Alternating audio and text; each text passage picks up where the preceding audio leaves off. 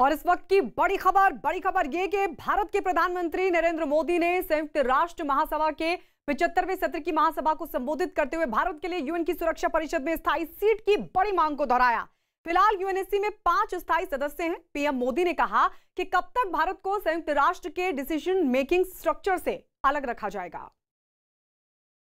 आखिर कब तक भारत को संयुक्त राष्ट्र के डिसीजन मेकिंग स्ट्रक्चर से अलग रखा जाएगा। एक ऐसा देश जो दुनिया का सबसे बड़ा लोकतंत्र है, एक ऐसा देश जहां विश्व की 18% से ज्यादा जनसंख्या रहती है, एक ऐसा देश जहां सैकड़ों भाषाएं हैं, सैकड़ों बोलियां हैं, अनेकों पंथ हैं, अनेकों विचारधारा हैं, जिस देश ने सैकड़ों वर्षों तक वैश्विक अर्थव्यवस्था का नेतृत्व करने और सैकड़ों वर्षों की गुलामी दोनों को जिया है।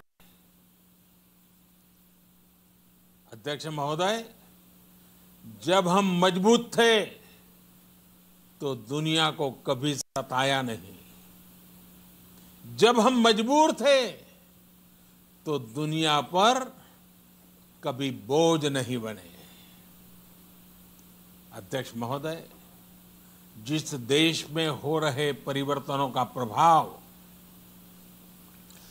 दुनिया के बहुत बड़े हिस्से पर पड़ता है, उस देश को आखिर कब तक इंतजार करना पड़ेगा। पीएम नरेंद्र मोदी ने संयुक्त राष्ट्र महासभा के 75वें सत्र की महासभा को संबोधित करते हुए चीन और पाकिस्तान का नाम लिए बिना उनको शांति और दोस्ती की नसीहत भी दी। प्रधानमंत्री ने कहा कि भारत जब किसी से दोस्ती का हाथ बढ़ाता है तो वो किसी तीसरे के खिलाफ नहीं होती।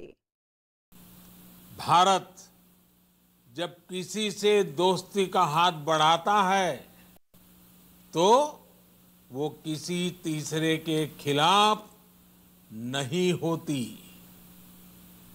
भारत जब विकास की साझेदारी मजबूत करता है तो उसके पीछे किसी साथी देश को मजबूर करने की सोच नहीं होती।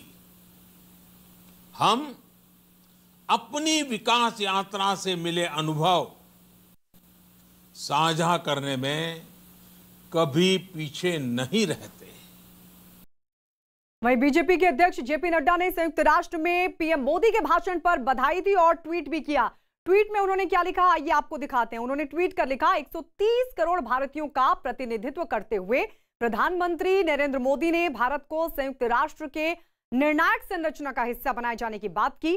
भारत हमेशा शांति, सुरक्षा और समृद्धि का पक्षधर रहा है। अंधेर नगरी चौपट राजा, कुछ ऐसा ही हाल उजड़े पाकिस्तान के फटेहाल वजीर आजम इमरान खान का है। अपना घर तो संभल नहीं रहा, लेकिन नजर कश्मीर पर है। मौका कोई भी हो, इमरान खान कश्मीर का राग छेड़कर बैठ जाते हैं। और अब पीएम नरेंद्र मोदी का डबल डोज देखने के बाद तो इमरान खान की दिल की धड़कनें और घबराहट और भी बढ़ गई होगी। इसके अलावा एलएसी पर अपने आका चीन का हश्र देखने के बाद इमरान खान को लगता है कि अब पीओके और गिलगिल बाल्टिस्तान भी उनके हाथ से निकलने वाला है। और डर के इस आलम में इस बार तो इमरान खान ने खुद ही अपने पैर पर कुल्हाड़ी मार ली है।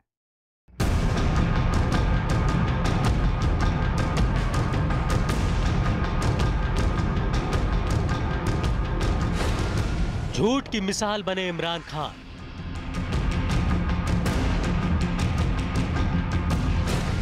झूठों के सरताज बने इमरान खान।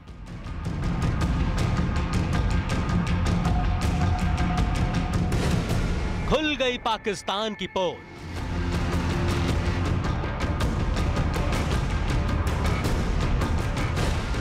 इमरान चले चीन की चाल।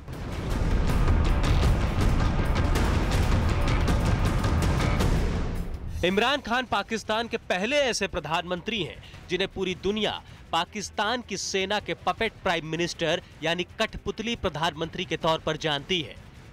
और पाकिस्तान वो मुल्क है जिसे वहां के सियासतदान नहीं बल्कि उसकी सेना चलाती है।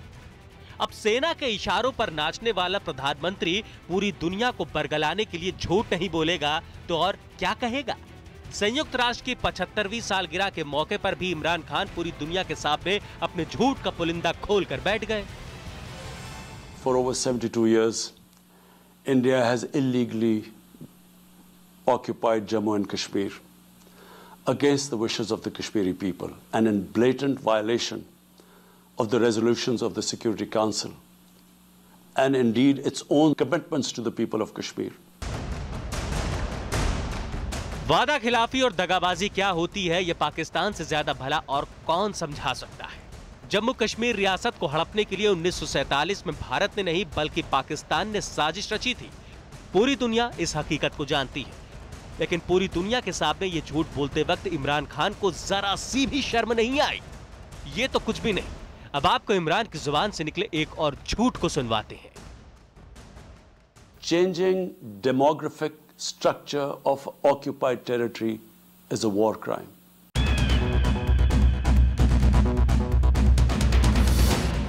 अब इमरान खान के इस बयान को तफसील से समझाने के लिए हम उनको उन्हीं की जुबान में एक और बयान सुनवाते हैं, क्योंकि पाकिस्तान के सियासतदानों को सिर्फ यही जुबान समझ में आती है।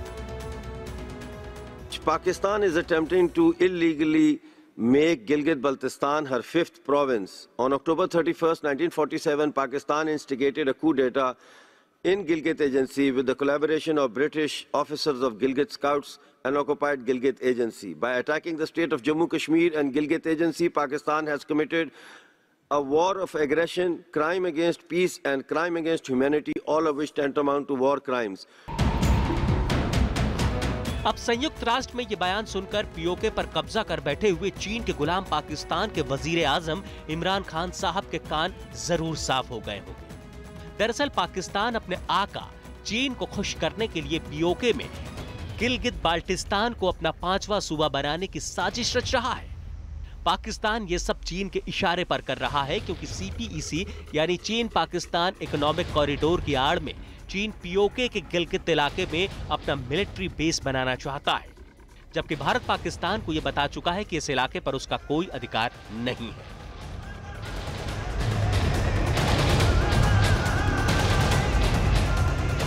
पाकिस्तान ने अपने आका चीन के इशारे पर गिलगिट बल्टिस्तान को अपना 5वां सूबा बनाने का फैसला तो ले लिया, लेकिन पाकिस्तान ये भूल गया कि गिलगिट बल्टिस्तान को अपना 5वां सूबा बनाकर वो कई अंतर्राष्ट्रीय समझौतों का उल्लंघन कर रहा है।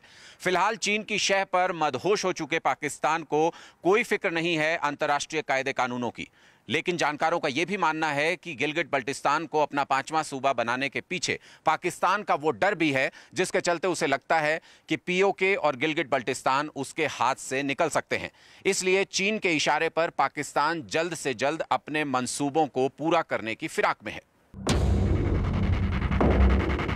इसके अलावा चीन ने भी पाकिस्तान को कश्मीर के मुद्दे पर मदद करने के बहाने अपना मतलब निकालने की चाल चली है।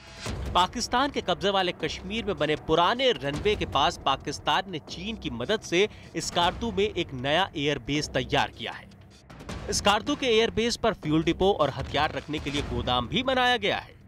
पाकिस्तानी विमान स्कार्दू से सिर्फ 5 मिनट में भारत की सीमा में दाखिल हो सकते हैं, जबकि श्रीनगर और लेह से स्कार्दू की दूरी महज 200 किलोमीटर है। जून के महीने में जब एलएसी पर चीन के पास सीमा विवाद चल रहा था, तब चीन के 40 से ज्यादा J-10 फाइटर प्लेन स्कार्दू आए थे, जिसे देखते हुए आशंका जताई जा रही है कि स्कार्दू का इस्तेमाल चीनी वायुसेना भारत के खिलाफ कर सकती है।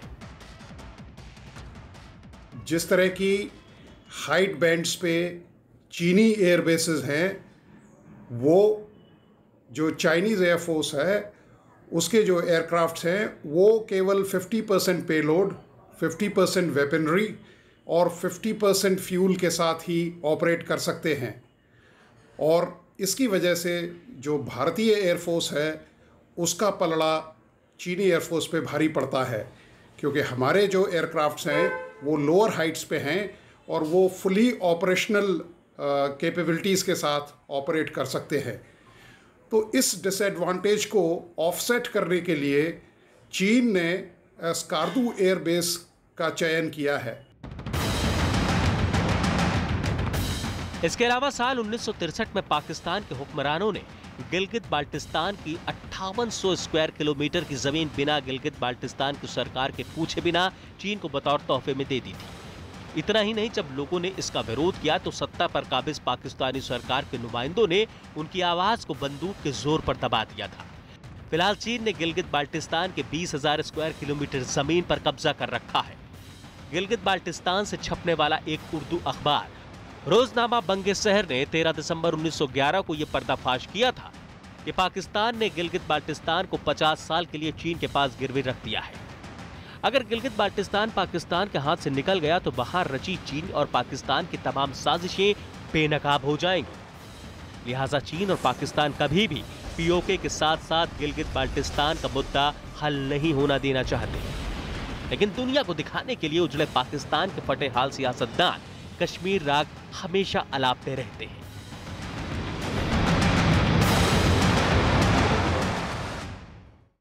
भारत के साथ विवाद बढ़ाते वक्त चीन की जितनी भी गलतफहमियां थी वो सब एक एक कर खत्म होती जा रही हैं।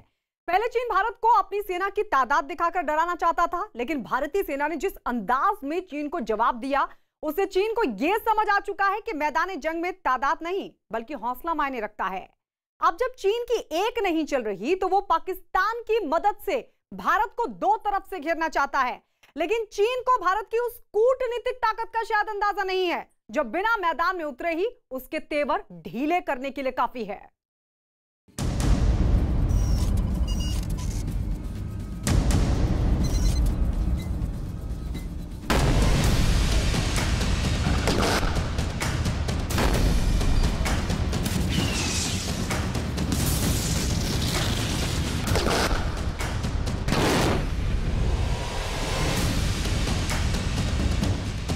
अमेरिका, जापान, इजराइल और भारत का सबसे पुराना दोस्त रूस।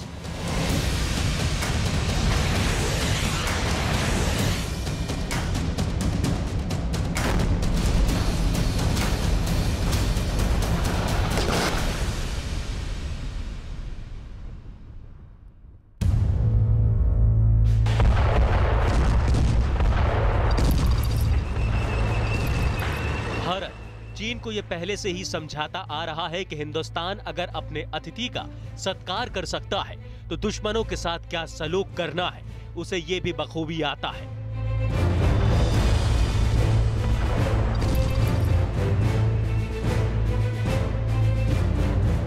अगर चीन को जरा भी ऐसा लगता है कि भारत कहीं से भी कमजोर है और वो चीन से लड़ना नहीं चाहेगा तो उसकी गलतफहमी दूर हो जानी चाहिए, क्योंकि पिछले कुछ दिनों में चीन ने एलएसी पर जो गुस्ताखी की है भारत ने उसका माकूल जवाब दिया है।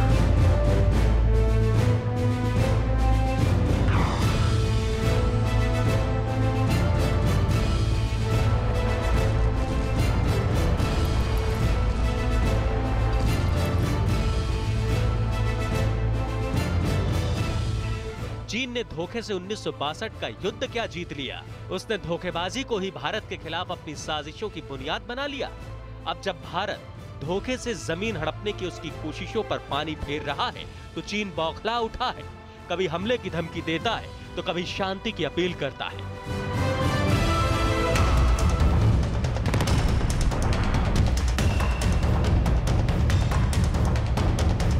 एलएसी पर जमीन से लेकर आसमान तक पिटने के बाद चीन सरकार को मजबूरन अपनी रणनीति बदलनी पड़ गई है।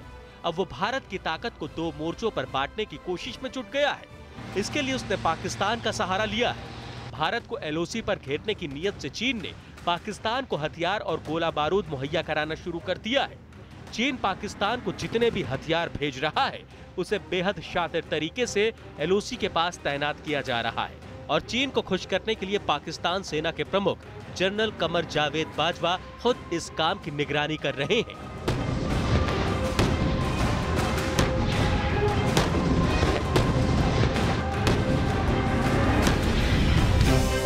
चीन ने पाकिस्तान में जो टैंक दिया है उसे VT4 टैंक कहते हैं। चीन पाकिस्तान को VT4 टैंक की तकनीक बेचकर एक तीर से दो शिकार कर रहा है। इस तरह वो उस तकनीक के लिए पाकिस्तान से पैसे ले रहा है जिसे अब दुनिया में कोई पूछने वाला भी नहीं है, और साथ ही वो इन टैंकों को LOC पर तैनात करवाकर भारत पर दबाव बढ़ाने की भी कोशिश कर रहा है।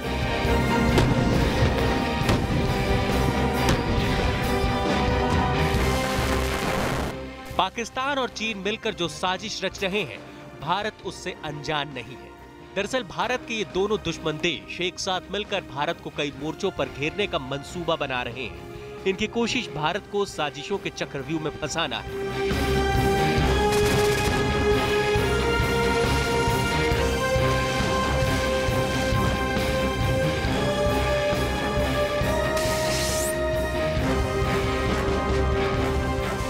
लेकिन चीन के लिए एक बुरी खबर यह है कि भविष्य में उसकी बौखलाहट बढ़ने ही वाली है, क्योंकि भारत ने उसे धौंस जमाने से लेकर युद्ध भूमि में आमना सामना होने तक, यानी हर मोर्चे पर चीन को मात देने के पुख्ता इंतजाम कर दिए।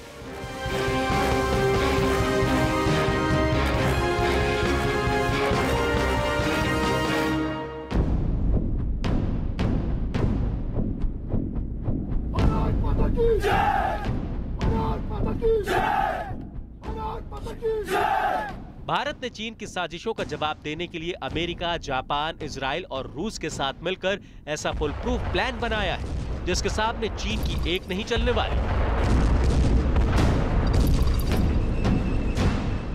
एक मिनिमम डिटरेंस की जरूरत है भारत को, जो भारत अभी तैयारी कर रहा है। इस साल काफ़ी रिजर्व ट्रुप्स को और बाकी असला बारूद को LAC की तरफ मुहैया करवा के भारत ने काफ़ी अच्छा मिलिट्री प्रदर्शन दिया है, बट अगले 5-7 साल तक ये करने की ज़रूरत है, जब तक कि हमारा इंफ्रास्ट्रक्चर डेवलपमेंट LAC के पास अच्छा ना हो जाए और हमारी फोर्स की जो वृद्धि होनी है वहाँ पर वो वृद्धि पूरी ना हो जाए, और जो ये असला बारूद हमने जो ऑर्डर किया है इन देशों से, मॉडर्न इक्विपमेंट, और ये भी साजो सामान पूरा आ जाए।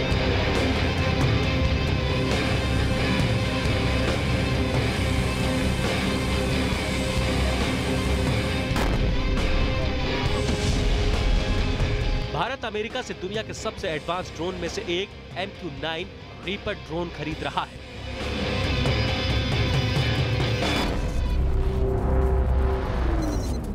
रीपर ड्रोन यानी भारत का वो हथियार जिसके जरिए वो LAC और लाइन ऑफ कंट्रोल पर चीन और पाकिस्तान की बुनी हर साजिश का मुंह तोड़ जवाब दे सकता है।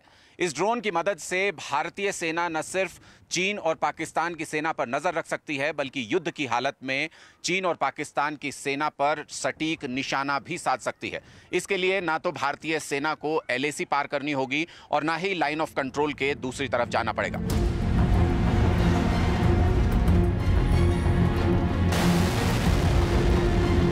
इसके अलावा भारत और इजराइल मिलकर अत्याधुनिक हथियारों को विकसित कर रहे हैं। भारत और इजराइल के रक्षा सचिव की अगुवाई में रक्षा सहयोग पर संयुक्त कार्य समूह एक नया सब ग्रुप बनाया गया है। रक्षा औद्योगिक सहयोग पर इस सब ग्रुप का काम तकनीक हस्तांतरण, रक्षा उपकरणों का संयुक्त विकास और उत्पादन, तकनीकी सुरक्षा, आर्टिफिशियल इंटेलिजेंस, नई रक्षा तकनीक का विकास और संयुक्त निर्यात सुनिश्चित करना होगा। इजराइल पहले से ही भारत को हर साल करीब 70 अरब रुपए का सैन्य साजो सामान निर्यात करता है।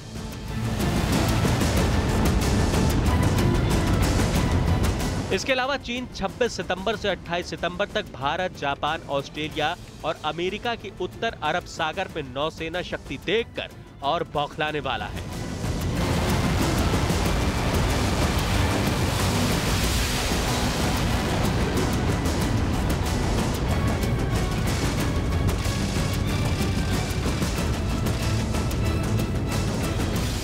क्वाड समूह के ये चारों देश 3 दिन तक एक साझा नौसेना अभ्यास कर रहे हैं। चीन के खिलाफ अमेरिका, जापान और ऑस्ट्रेलिया भी भारत के साथ हैं और समंदर में चीन की नकेल कसने की तैयारी भी पूरी कर चुके हैं।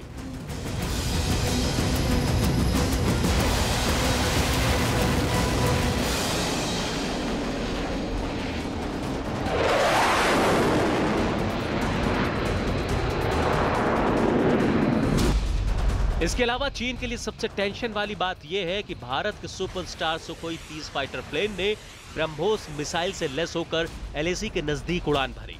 इसके जरिए भारत ने चीन और पाकिस्तान दोनों को यह इशारा कर दिया है कि उनकी एक गलत हरकत उन्हें मुसीबत में डाल सकती है।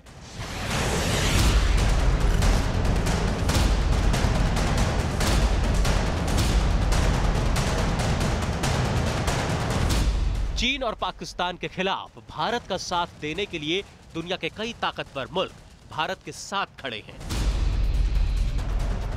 और अब जिस तरह एलएसी पर चीन की तमाम चालबाजियां एक के बाद एक कर नाकाम हो रही हैं और ये देखकर शी जिनपिंग के उकसावे में एलओसी पर साजिश रच रहे जनरल बाजवा की हिम्मत भी जवाब दे रही है।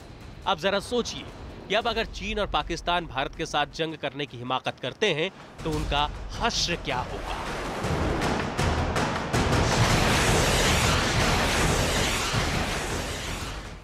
चीन की पैदल सेना का हौसला पस्त हो चुका है। ये बात चीन के सैन्य अधिकारी भी बखूबी समझते हैं और इसीलिए चीन की कम्युनिस्ट पार्टी और सेना ने मिलकर एलएसी के नजदीक अपनी वायुसेना के बड़े बड़े बेस तैयार किए हैं। सुरक्षा मामलों की एक संस्था की रिपोर्ट में कहा गया है कि चीन ने ये बेस डोकलाम विवाद के बाद बनाने शुरू किए थे और कई बेस लद्दाख में बड़े तनाव के बाद बनाए हैं। चीन के एयरबेस की एक्सक्लूसिव तस्वीरें न्यूज 18 के पास हैं।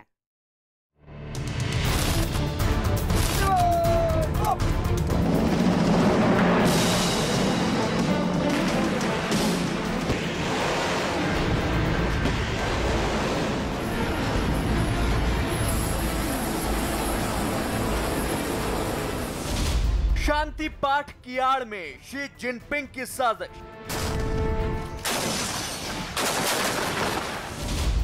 दुनिया के मंच पर शांति की बात।